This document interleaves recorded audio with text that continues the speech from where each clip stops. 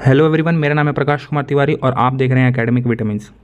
SSC CGL mains के होने में अब 70 या फिर 75 दिन ही बाकी है और हमें पता है कि पिछले साल के मुकाबले सीट्स इस बार काफ़ी कम है और कंपटीशन दिन रात बढ़ता जा रहा है।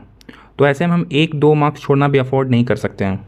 हम सभी को पता है कि एसएससी के पूछे जाने वाले इंग्लिश में वोकैबुलरी का कितना इंपॉर्टेंट रोल है और वोकैबुलरी कंप्लीट करना भी काफ़ी मुश्किल हो जाता है क्योंकि इसको याद करने के लिए कोई स्पेसिफिक फार्मूला या फिर कोई ट्रिक नहीं है। इसको हम बार बार रिवाइज़ करके ही याद कर सकते हैं। तो इसीलिए मैं आज से अपने इस चैनल पे एक सीरीज़ लाने वाला हूँ जिसमें मैं हर दिन 20 नए वर्ड्स को याद करूँगा। अगर मैं हर दिन 20 नए वर्ड्स को याद करूँ तो 50 दिन में मैं 1000 नए वर्ड्स को याद कर लूँगा। 1000 नए वर्ड्स के साथ एग्ज़ाम में जाना मतलब काफ़ी कॉन्फिडेंट होकर जाना। जिनको भी ये लगता है कि ज़रूरी नहीं है कि इन 1000 वर्ड्स में से ही एग्ज़ाम में कोई वर्ड आएगा, तो उनको मैं ये कहना चाहूँगा कि हाथ पे हाथ धर के बैठे रहना भी बेवकूफ़ी है। इसलिए हम जितना कोशिश कर सकते हैं उतना तो करेंगे ही। और 20 नए वर्ड्स को याद करने में मुझे लगता है हार्डली 20 मिनट लगेगा। तो आप 20 मिनट अगर अपना इन्वेस्ट करते हैं और उसके बाद हर दिन आप 5 मिनट भी देते हैं रिवीजन को, तो मुझे नहीं लगता कि आप ज़्यादा टाइम इन्वेस्ट कर रहे हैं। तो मैं वीडियो शुरू करूँ उसके पहले मैं 2 डिस्क्लेमर देना चाहता हूँ। पहला डिस्क्लेमर तो यही है कि मैं इसमें आपको कोई ऐसा तूफ़ानी ट्रिक नहीं बताऊँगा जिसको देखकर आपको लगेगा कि आपने दुनिया का क्या ही भयंकर चीज़ देख लिया है। मैं बहुत ही सिंपल तरीके से बस उस वर्ड को किसी भी तरीके से रिलेट करूँगा उसके मतलब से। आपको बस रिलेशन देखना है और आपको नोट्स में उतार लेना है और उसको रिवाइज़ करते रहना जब तक आपका एग्ज़ाम ना हो जाए।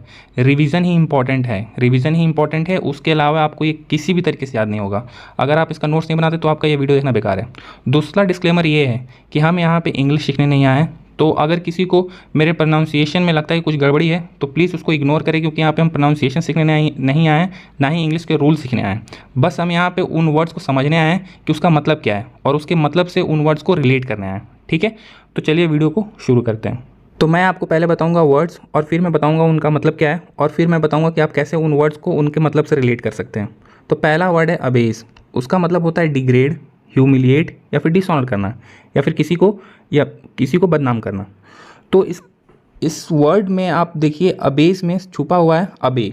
जैसे हम अपने दोस्तों को क्या कहते हैं, अबे ओ, अबे सुन, छोटे को। तो जिसको हम इज्जत से नहीं बात करते उसको हम अबे बोलते हैं। तो अबे से याद रखना कि अबे अगर हम बार बार बोल रहे हैं अबेस, तो अबेस मतलब हम क्या कर रहे हैं, डिग्रेड कर रहे हैं, ह्यूमिलिएट कर रहे हैं या फिर डिसऑनर कर रहे हैं। ठीक है, तो अबेस से रिलेट करके हम उसके मतलब को समझ सकते हैं। अगला वर्ड है अभोर। अभोर ना, अभोर में एक वर्ड छुपा हुआ है, भोर। भोर भोर मतलब क्या होता है, भोर मतलब बिल्कुल सुबह सुबह, अर्ली इन द मॉर्निंग। तो सुबह सुबह किसी को उठना पसंद नहीं है, नफरत करता है उससे। तो अभोर का मतलब क्या होता है, हेट, डिटेस्ट, लोथ, सब एक ही मतलब है, सबका एक ही मतलब है। तो अभोर, भोर वर्ड से याद करना कि हमको भोर से नफरत है, तो अभोर से होगा हेट। एक वर्ड है डिटेस्ट, उसका मतलब भी होता है हेट। डिटेस्ट से आप ऐसे रिलेट कर सकते हैं कि आप कोई टेस्ट दिए, वो टेस्ट कैसे भी ख़राब गया, आपको फिर से टेस्ट देने के लिए कहा जा रहा है, जिसको हम लोग जनरली रीटेस्ट कहते हैं, लेकिन यहाँ पे डी टेस्ट बोलिए, तो आपको उससे भी नफरत है। या फिर बहुत लोगों को टेस्ट देने से भी नफरत है, तो उससे याद कर सकता है हेट। लोथ भी एक वर्ड है जिसका मतलब भी होता है हेट। तो अभोर अगर कोई आपसे पूछे तो अभोर में बस आप भोर को रिलेट कीजिएगा। भोर यानी सुबह, अर्ली इन द मॉर्निंग, उठना आपको पसंद नहीं है, नफरत है, हेट। अगला वर्ड है अबोमिनेट। अबोमिनेट इसका मतलब भी होता है हेट। तो इसको कैसे रिलेट करें, तो बहुत सारा ऐसा इंसान होता है जिसको आप कोई काम बोले तो हमेशा कहता है 2 मिनट रुक जा भाई, 2 मिनट। तो अबोमिनेट, आप देख रहे हैं इसमें साउंड कैसे कर रहा है, 2 मिनट। तो जो भी आपको 2 मिनट कहता है आपको उसको बहुत गुस्सा आता है कि वो टाइम पे नहीं करता, बस 2 मिनट कहता रहता है। तो अबोमिनेट मतलब होता है हेट। ठीक है, अब अगला वर्ड है अब्रिज। इसका मतलब होता है किसी चीज़ को छोटा करना, उसको काटना या फिर उसको कर्टेल करना। अब अब्रिज को कैसे उसके मतलब से रिलेट करें, तो इसके लिए मैं आपको बताता हूँ कि मान लीजिए कि अगर कोई 2 जगह है, एक जगह ये है, एक जगह ये है। ठीक है, अब यहाँ से आपको जाना था, बीच में एक नदी था, तो आप जा नहीं पाते थे, आप गोल घूम के जाते थे। तो इसके ऊपर क्या बन गया, ब्रिज। ब्रिज बन गया तो आपने क्या किया, रास्ता को छोटा कर दिया, काट दिया। तो जहाँ पे भी ब्रिज बनेगा, जहाँ पे भी ब्रिज बनेगा वो क्या हो जाएगा, चीज़ छोटा हो जाएगा। तो अब्रिज मतलब अब्रिज अगर वर्ड आएगा तो आप याद रखिएगा, ब्रिज यानी शॉर्टन करना, कट करना, कर्टेल करना। आई होप कि आप ये सब रिलेट कर पा रहे हैं। ठीक है, अब हम लोग चलते हैं अगले वर्ड पे जो कि है अबेट। अबेट, अब इसमें देखिए बेट लिखा हुआ है। जब भी आईपीएल आता है तो हम बेट लगाते हैं, कौन टीम जीतेगा कौन चीज़ हारेगा। तो एक तरह से देखा है तो गलत काम ही है, बेट खेलना बहुत गलत काम है। तो इसमें बेट लिखा हुआ, तो इसका मतलब होता है encourage to do something wrong, यानी किसी को इनकरेज करना कि आप गलत काम करें। तो इसमें अबेट में देखिए एक बेट छुपा हुआ है। जब भी आईपीएल आते हैं बेट लगाते हैं तो वो गलत काम करते हैं, तो किसी चीज़ को इनकरेज करते हैं किसी को कि वो गलत करें। तो अबेट से हम रिलेट कर पाएंगे to encourage someone to do something wrong. ठीक है, तो हम 5 नए वर्ड्स सीख चुके हैं, एक बार फिर से उसको रिवाइज कर लेते हैं। सबसे पहला सीखे थे हम अबेस। अबेस में हम देखे थे कि अबेस में क्या होता है, किसी को बार बार अबे कह रहे हैं तो उसको डिग्रेड कर रहे हैं, ह्यूमिलिएट कर रहे हैं, डिसऑनर कर रहे हैं। फिर हम देखे थे अभोर। अभोर में हम देखा था कि एक वर्ड है भोर। भोर सुबह सुबह उठना बहुत किसी को अच्छा नहीं लगता, हेट करता है उसको, तो उससे हो गया हेट। फिर हम अगला वर्ड देखे थे जो कि था अबोमिनेट। अबोमिनेट, तो हम यहाँ पे देखे थे कि इसमें एक वर्ड छुपा हुआ 2 मिनट 2 मिनट 2 मिनट, तो वो भी हम लोग उससे भी नफरत करते हैं, तो अबोमिनेट मतलब भी होता है हेट। ठीक है, अगला वर्ड जो हमने देखा था वो था अब्रिज। तो हम देखे थे कि कोई चीज़ पे अगर ब्रिज बना दे तो उसको रास्ता को हम छोटा करते हैं, कट करते हैं या फिर उसको कर्टेल करते हैं, तो अब्रिज मतलब होता है छोटा करना, शॉर्टन करना। ठीक है, फिर अगला वर्ड हमने देखा अबेट। अबेट यानी आईपीएल में जब आता है तो हम बेट लगाते हैं तो वो गलत काम करते हैं, तो आप बेट से याद रखना कि किसी को अगर हम इनकरेज कर रहे हैं कि वो कुछ गलत काम करे तो उसको कहते हैं अबेट। 5 नए वर्ड्स हो गए, अब अगले 5 नए वर्ड्स पे हम लोग मूव करते हैं। 5 नए वर्ड्स हो गए, अब अगले 5 नए वर्ड्स पे हम मूव करते हैं। तो अगला वर्ड है अब्स्ट्रूस। इसका मतलब होता है डिफ़िकल्ट टू अंडरस्टैंड। तो इसमें देख रहे हैं इस वर्ड में छुपा हुआ एब्स और यहाँ लिखा हुआ ट्रूस, यानी इसको रिलेट करना है कि एब्स का ट्रूनेस या फिर उसका एब्स का जानकारी या फिर उसका ट्रू नॉलेज। ये काफ़ी मुश्किल है समझना, क्योंकि आप एक्सरसाइज कर लेकिन जरूरी नहीं है कि आपका एब्स बाहर है, तो एब्स का ट्रू नेचर समझना काफ़ी मुश्किल है, डिफिकल्ट टू अंडरस्टैंड। तो आप इसको बस ऐसे रिलेट कर सकते हैं कि एब्स का ट्रू नेचर समझना काफ़ी मुश्किल है, तो एब्स्ट्रूस यानी डिफिकल्ट टू अंडरस्टैंड। मैं फिर से बोल रहा हूँ कि लॉजिक्स काफ़ी अजीब हैं, किसी किसी को लगेगा कि क्या ही लॉजिक है, पर आपको रिलेट करना है क्योंकि आपके पास कोई तरीका नहीं है, वोकैबुलरी आप कैसे भी याद और किसी तरीके से कर ही नहीं सकते हैं। ठीक है, तो चलिए अब हम नेक्स्ट वर्ड पे चलते हैं जो कि है असिडुअस। जो कि है असिडुअस ना, इसमें याद रख, इसमें रिलेट असिडुअस मतलब होता है कि बहुत ही मेहनती या फिर परिश्रमी, डिलीजेंट, जो कि इस बार एसएससी के प्री में भी पूछा गया था मेरे शिफ्ट में, लेबोरियस। तो असिडुअस को कैसे रिलेट करें, तो असिडुअस में आप देखिए 80 और डुअस से याद रख सकते हैं डिप्स, तो जो 80 डिप्स मार रहा है या फिर मेहनत कर रहा हो, काफ़ी परिश्रमी इंसान होगा, 80 डिप्स, तो 80 डिप्स यानी परिश्रमी। ठीक है, आई होप कि आप रिलेट कर पा रहे हैं। अब चलिए अगले वर्ड पे चलते हैं जो कि है एक्मे। अब एक्मे का मतलब समझ लेते हैं। एक्मे मतलब होता है the point eight which something is at its best, मतलब किसी चीज़ का जो सबसे बेस्ट पोजीशन हो, यानी उसका पीक या फिर उसका जेनिथ। ठीक है, तो जैसे अभी हम लोग सब मेहनत कर रहे हैं ताकि एक जॉब ले सकें, तो जॉब लेंगे तो हम क्या करेंगे, जॉब लेंगे तो हम बैठेंगे एसी में। किस में बैठेंगे, एसी में। एसी में, तो ये एसी में बैठना क्या होगा, एसी में बैठना होगा हमारा एक ऐसा पॉइंट जिसमें हम सबसे बेस्ट पोजीशन में पहुंच सकें। तो एसी में बैठना, तो इसको बस ऐसे रिलेट करना है कि एसी में क्या है, एक ऐसा पोजीशन जहाँ पे हम अपने बेस्ट पोजीशन पे होंगे। ठीक है, तो एक्मे से याद कर सकते हैं the point eight which something is at its best. ठीक है, अब अगले वर्ड पे आते हैं। अगला वर्ड क्या है, अफ्लिक्शन। अफ्लिक्शन, पहले इसका मतलब समझ लेते हैं। अफ्लिक्शन मतलब होता है कॉज ऑफ पेन और हार्म। ठीक है, यानी कोई दर्द या फिर कोई तकलीफ का कॉज, तो बस तकलीफ़ी इसका रिलेशन है, तकलीफ। आई होप कि आप पढ़ पा रहे हैं। तो इसका रूट वर्ड क्या है, अफ्लिक्शन। तो इसको बार बार देखिए, अफ्लिक्ट, तकलीफ एक ही जैसा है, तो बस इससे आप रिलेट कर सकते हैं कि अफ्लिक्शन मतलब कि कॉज ऑफ पेन और हार्म। ठीक है, अब चलिए चलते हैं नेक्स्ट वर्ड पे जो कि है अफोरिज्म। अफोरिज्म, तो अफोरिज्म मतलब होता है प्रोवर्ब या फिर कहावत। ठीक है, तो बचपन में याद रख लिए, कोई भी बच्चा सबसे पहला कहावत या फिर प्रोवर्ब जो समझता है वो पढ़ता है या फिर याद करता है, वो क्या करता है, A4 कुछ भी, तो A4 B4, तो इसमें देखिए A4 है, A4, तो अफोरिज्म मतलब क्या हो गया, प्रोवर्ब या फिर कहावत। ठीक है, आई होप कि आपको ये पता चल गया हो कि मैं कैसे रिलेट करना चाह रहा हूँ। ठीक है, तो हम और 5 नए वर्ड्स याद कर लिए, चलिए एक बार फिर से उनको रिवाइज कर लेते हैं।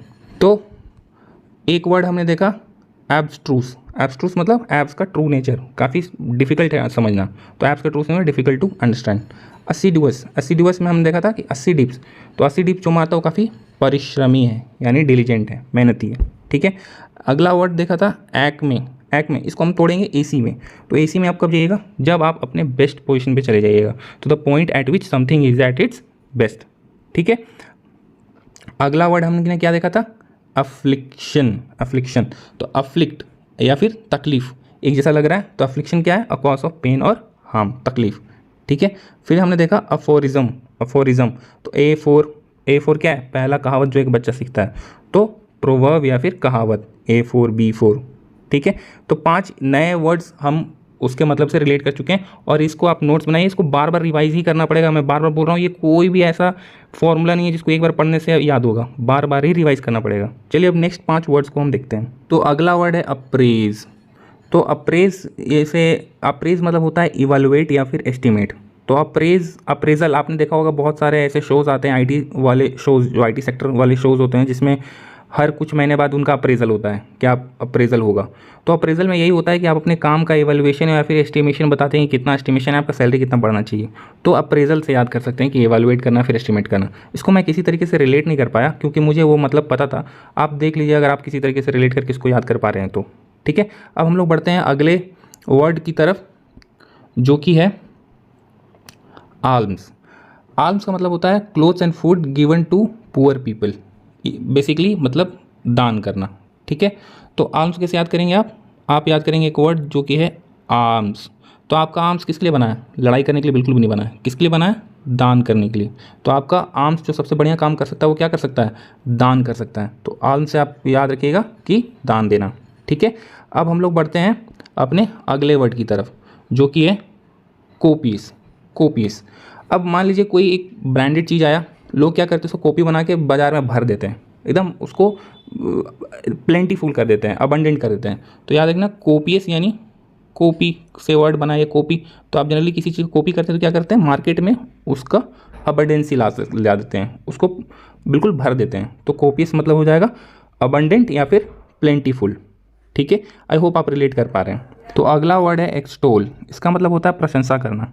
अब ये एक्सटोल का मतलब वो कैसे याद करें, तो आप इमेजिन कीजिए कि किसी का कोई एक्स होगा और उसे बार बार टोल लिया जा रहा है, पुलिस उससे बार बार टोल ले रहा है। टोल समझ में आता है ना, वो जो हम लोग गाड़ी जाते हैं हाईवे से तो टोल देना पड़ता है।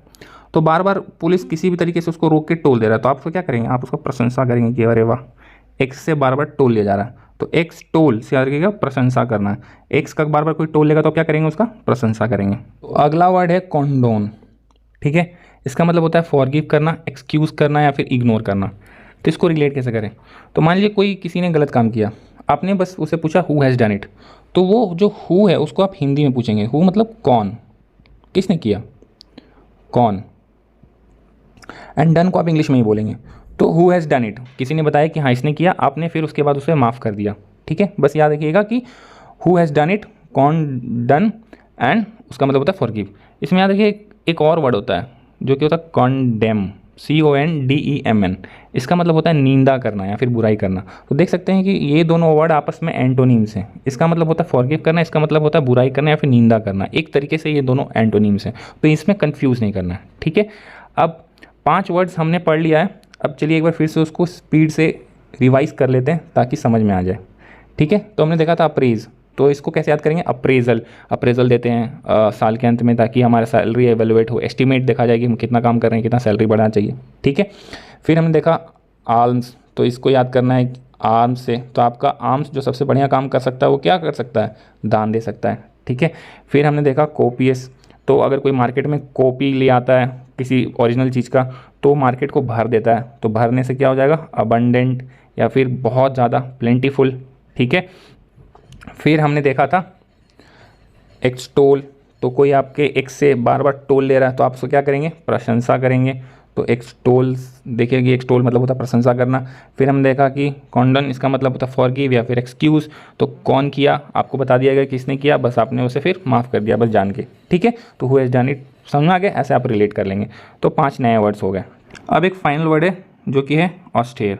ऑस्टेयर मतलब होता है कि काफ़ी कठोर ज़िंदगी, यानी हैविंग नो कंफर्ट्स और लग्जरीज। तो जो साधु महात्मा होते हैं वो कौन सा ज़िंदगी जीते हैं, ऑस्टेयर लाइफ जीते हैं। ठीक है, तो ये मुझे पता था इसका मतलब, तो मैं इसको रिलेट नहीं किया किसी चीज़ से, बस आपको बता दिया कि ऑस्टेयर मतलब होता है कि हैविंग नो कंफर्ट और लग्जरीज, कठोर जीवन। साधु महात्मा जो जीवन जीते हैं उसको ऑस्टेयर लाइफ कहते हैं। ठीक है, तो आप ये नया वर्ड्स याद कर सकते हैं।